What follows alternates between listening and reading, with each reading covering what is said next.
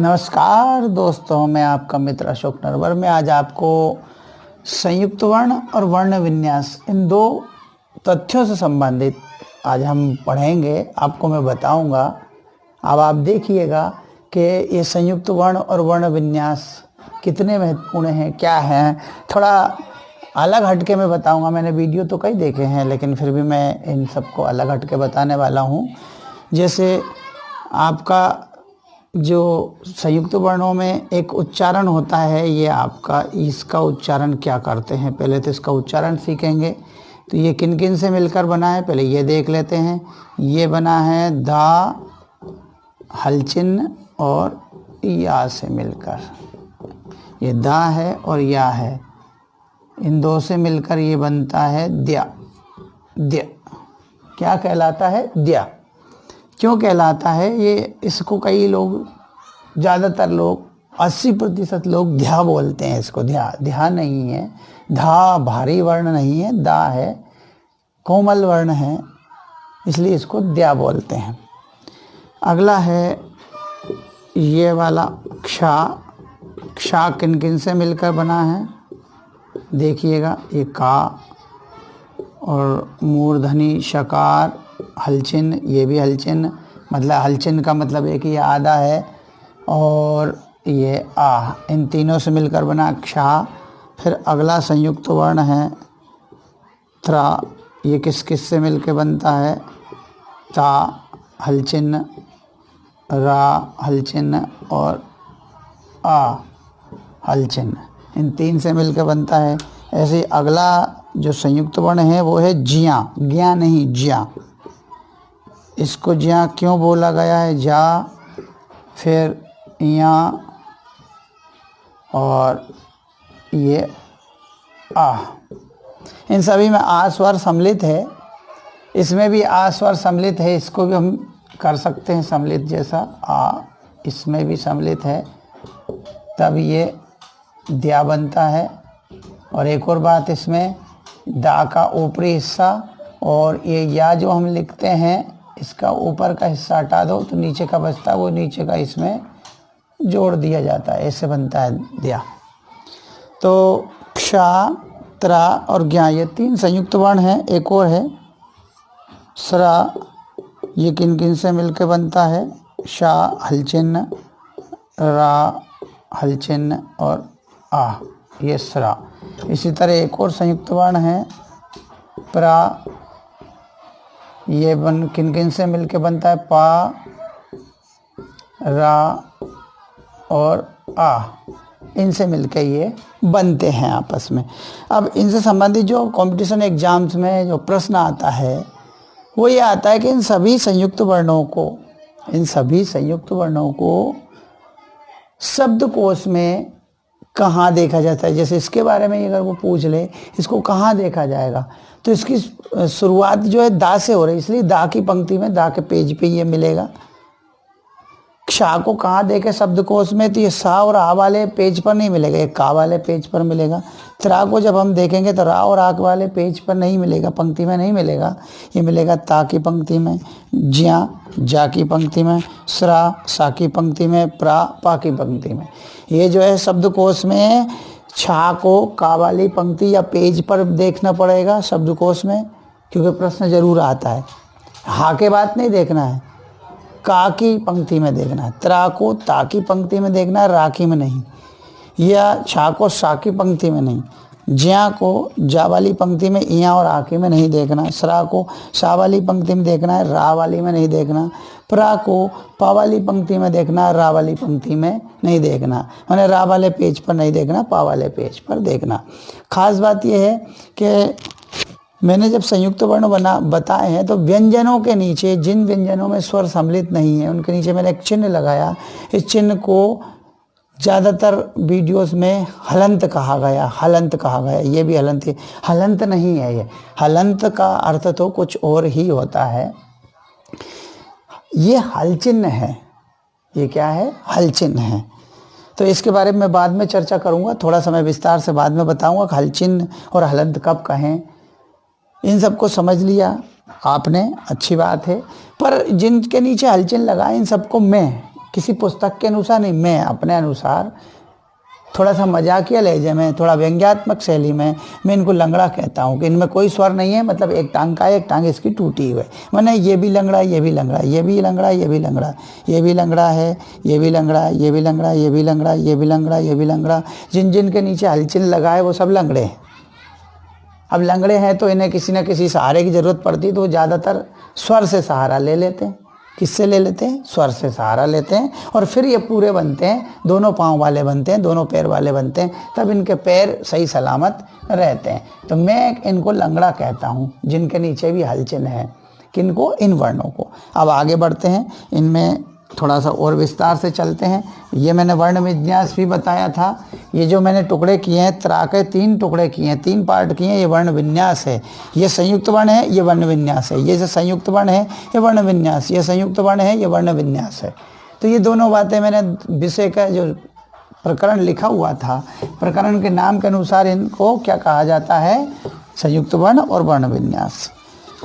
अब इसमें एक और समस्या कई लोगों को आती है, वो समस्या क्या आती है उसकी ओर ध्यान आकर्षित करना चाहूँगा आप सभी का, कि मैंने एक वर्ण लिखा बा, उसके नीचे हलचल है, मतलब बा लंगड़ा है। बा के बाद में मैंने लिखा ऊ, फिर मैंने लिखा दा, दा के बाद लिखा मैंने धा, धा के बाद लिखा मैंने ईश्वर। ये वर्ण विन्यास है। अगर इसको हम मिलाएंगे तो क्या बनेगा वो आपको बताता हूँ मैं। ई को थोड़ा और अच्छे से बना लेते हैं, ई बना। अब वर्ण विन्यास में इसमें एक बात और करनी पड़ती, जब वर्ण विन्यास के बाद में संयुक्त होते हैं सारे वर्ण, और संयुक्त होकर क्या क्या बनते हैं, तो उसके लिए कुछ बेसिक बात ये है, किसी किताब में नहीं लिखी, मैंने मेरी ही कठिन परिश्रम और प्रयास के द्वारा, कई वर्षों की मेहनत के द्वारा पता लगाया कि ये कैसे मिलते हैं। तो मैंने देखा कि व्यंजनों की जो चाल है, गति है, वो इसी दिशा में रहती है, चाहे ये व्यंजन हो, चाहे ये व्यंजन हो, चाहे ये व्यंजन हो। स्वरों की चाल जो होती है वो इस दिशा में होती है, व्यंजन की उल्टी दिशा में, व्यंजन की विपरीत दिशा में। इस स्वर की भी विपरीत दिशा में चाल होती है। अब ये बा और ये ऊ जब दोनों मिल जाएंगे तो क्या बन जाएंगे? बा में ऊ स्वर लग जाएगा, है ना। फिर प्लस दा, दा के इस तरफ कोई स्वर ही नहीं है, इसलिए वो ऐसा ही रहेगा, इसी ओर चलेगा। तो ये बा स्वर लगने के बाद में इधर चलेगा, दा भी स्वर लगने के बाद इधर नहीं लगा तो भी इधर ही चलेगा, और धा में जो है ई का स्वर जुड़ जाएगा तो ये भी इधर चलेगा। माने वर्ण संयुक्त होने के बाद में सब इसी दिशा में चलते हैं। किस दिशा में चलते हैं? इस दिशा में। अब ये है अक्षर विन्यास, ये था वर्ण विन्यास, अक्षर विन्यास हो गया। यानी स्वर जब किसी व्यंजन में मिल जाता है तो फिर उसको अक्षर कह सकते हैं। क्यों कह सकते हैं? कि बिना स्वर का व्यंजन बोला नहीं जा सकता, सिर्फ लिखा जा सकता है, इसलिए वो सिर्फ वर्ण है। और अक्षर उसे कहते हैं जिसको बोला और लिखा जा सके, तो उसको लिखा भी गया, बोला भी गया। ये जरूर अभी व्यंजन है तो वर्ण ही है, ये अक्षर नहीं है। ये अक्षर है, ये अक्षर है, ये केवल वर्ण है। तो इस तरह से इसमें यहाँ बताया गया है कि क्या क्या किया जाए। अब देखिए, बा इसी दिशा में चल रहा है, दा भी इसी दिशा में चल रहा है। बा को पहले से ऊ स्वर का सहारा मिल गया, लंगड़ा था लेकिन ऊ के सहारे से दोनों पैर वाला सही सलामत बन गया है। यानी बा को चलने के लिए ऊ ने सहारा दिया, तो बा में ऊ की मात्रा से वो चलने लायक हो गया, दोनों पैर से सलामत हो गया। दा, दा के पास कोई स्वर नहीं है, लंगड़ा है। धा, धा को ई स्वर मिल गया, इसलिए ई के कारण धा भी चलने लायक हो गया। लेकिन अब ये देखिए, मैंने आपको एक बेसिक बात बताई थी कि स्वर सारे इस दिशा में चलेंगे, सीधे हाथ से उल्टे हाथ की ओर, यानी राइट हैंड साइड से लेफ्ट हैंड साइड की ओर, और व्यंजन सारे लेफ्ट हैंड साइड से राइट हैंड साइड को चलेंगे, यानी कि बाएं हाथ से दाएं हाथ की ओर। तो अब जब स्वर और व्यंजन मिल गए तो ये मेरे बन गया, स्वर व्यंजन मिल गए तो ये बन गया। लेकिन जब अक्षर बन गए बा, दा और धा, बा में ऊ की मात्रा ऊ लगने के बाद स्वर की चाल बा के साथ हो जाए। क्यों? क्योंकि बा इधर चल रहा था, ऊ मिलने के बाद भी बा इधर ही चलेगा। धा के पास अभी कोई स्वर नहीं है, इसलिए ये भी इधर जाएगा, और धा के पास ई आ गई, अब ये धा भी इधर ही जाएगा। क्योंकि व्यंजन अपनी मूल चाल को नहीं छोड़ता स्वर मिलने के बाद भी, स्वर मिलने के बाद भी अपनी व्यंजन मूल चाल को नहीं छोड़ता। तो ऐसी स्थिति में बा, दा और धा सब चल रहे हैं, ये इससे चलने की बन रही है। क्यों? क्योंकि इसमें सामर्थ्य आ गई है ऊ के कारण, यह सही सलामत हो गया, दोनों पैरों से लंगड़ा नहीं है। ये धा भी ई के कारण सही सलामत हो गया, दोनों पैरों वाला हो गया, इसलिए ये भी चलने लायक हो गया। लेकिन दा भी चलने लायक नहीं है क्योंकि इसके पास कोई स्वर नहीं है, तो इसे किसी न किसी का सहारा लेना पड़ेगा। अब ये उल्टी चाल चल के बा से सहारा नहीं ले सकता, तो दा फिर किससे सहारा लेगा? धा से। धा से सहारा मांगेगा, कहेगा कि धा व्यंजन भाई मुझे या तो तुम मात्रा दे के दो टांग वाला बना लो या कोई सहारा दे दो। तो धा कहता है कि मैंने खुद अपने दोनों पैर सलामत करने के लिए, चलने लायक बनने के लिए अपने आप को ईश्वर का सहारा लिया। जब मैंने खुद दूसरे से सहारा लिया तो मैं तुम्हें स्वर का सहारा या कोई दूसरा सहारा कैसे दे दूँ? हाँ, मैं खुद तुम्हें अपने कंधे पे बैठा सकता हूँ, क्योंकि दा लंगड़ा है, धा के कंधे पे बैठ सकता है। तो इस कारण से दा बा तो अपनी स्थिति में सही है, लेकिन धा क्या करेगा? धा के कंधे पे बैठेगा, धा नीचे आ गया, धा ने दा को बिठाया और ई की मात्रा ने दोनों को ढक लिया। जो छोटी की मात्रा होती है वो दोनों को ढक के चलती है, बड़ी की मात्रा होती तो वो इधर लगती या आधा बीच में रहता। तो इस तरह से बुद्धि शब्द बना। अब इसमें आपने देख लिया होगा कि जो है बा और धा की मात्रा और दा को ऊपर धा ने उठा लिया और मात्रा दोनों पे लग गई, इस तरह से बुद्धि बना। इसी तरह से मान लीजिए भा, फिर आ, फिर का और ता और ई स्वर। भा की चाल इधर, आ की चाल इधर, का की भी चाल इधर, ता की भी चाल इधर, ई की चाल इधर। मैंने बताया था स्वर और स्वर की चाल इधर होती है, व्यंजन व्यंजन की इधर होती है, दोनों मिल जाते हैं तो भा बनेगा। अब ता भी बन गया, ये पूरा बन गया था। लेकिन का क्या करें? तो का को सहारा कौन देगा? ता देगा, क्योंकि का भा से सहारा लेने के लिए नहीं जाएगा। तो कहीं ना कहीं ता ने का को उठा लिया है, उसको सहारा दिया है, इसलिए इसे भक्ति बना, मुक्ति बना, बुद्धि बना। इस तरह से अन्य वर्ण जो है बनते हैं। अब अगले के लिए मैं बताता हूँ, अगले के लिए देखिएगा, कुछ रा के रूप को बताएंगे। अब एक बात और खास, जिन व्यंजनों में खड़ी पाई है, जिन व्यंजनों में खड़ी पाई है का से हा तक, जिन व्यंजनों में खड़ी पाई है उनको तो आधा लिखा जा सकता है,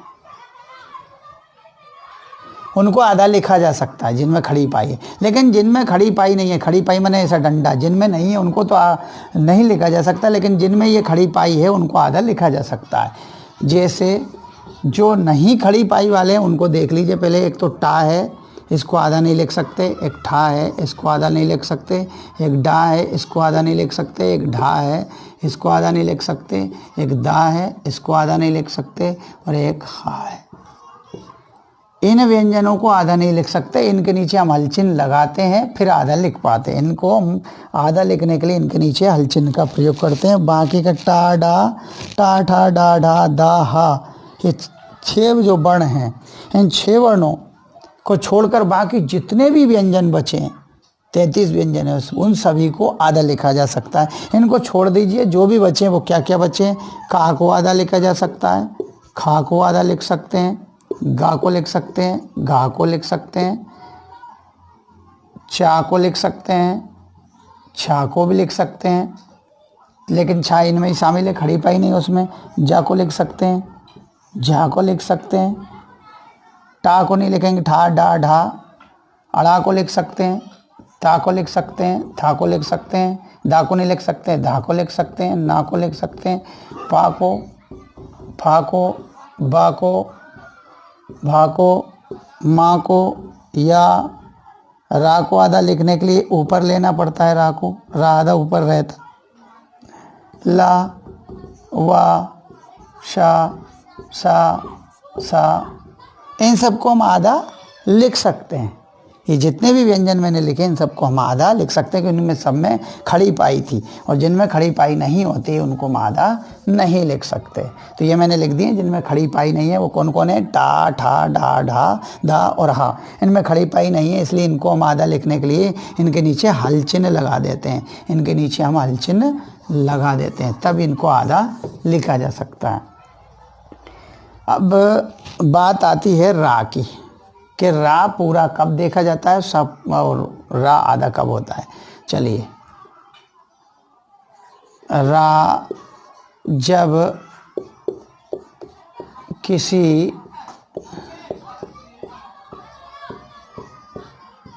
व्यंजन के नीचे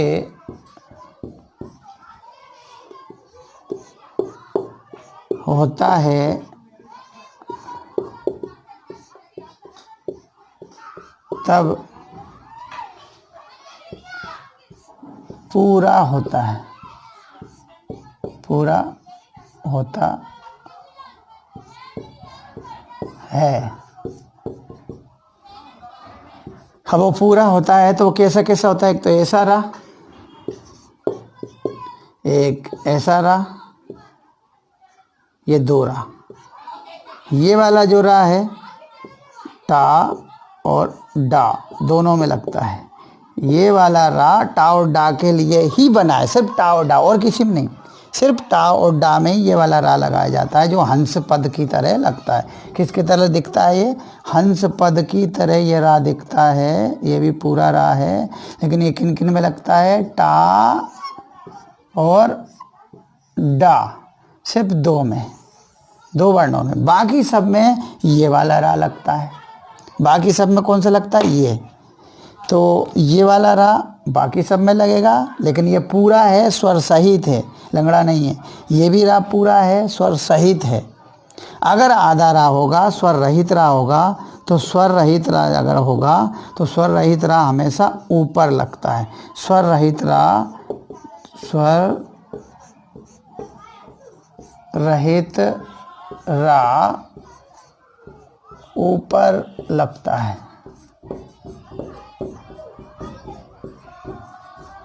जिसको हम क्या बोलते हैं, रेफ। क्या बोलते हैं इसको हम, रेफ, रेफ बोलते हैं इसको।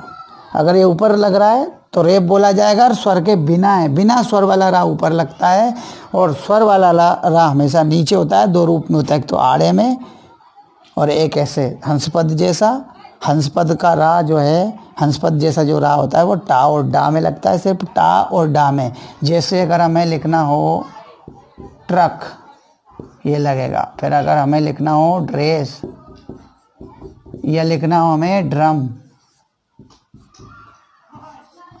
या ड्राइवर, या ट्रैक्टर, या ट्रैक, या ट्रेस, ऐसे शब्दों को अगर हमें लिखना है तो यही रा लगता है, हंसपद वाला रा। टा और डा के लिए होता है, ये सभी के लिए होता है, सभी में यही लगता है। और रा जब किसी व्यंजन के नीचे होता है तब वो पूरा होता है। पूरा होने का मतलब है कि वो स्वर सहित है, इसमें कोई ना कोई स्वर तो ज़रूर है, री स्वर को छोड़कर। कौन से स्वर को छोड़कर, री को छोड़कर, बाकी सभी स्वर उसमें लगे होते हैं। चलिए अब हम इससे आगे देखते हैं। ये तो रा के रूप थे, रा के रूप थे ये।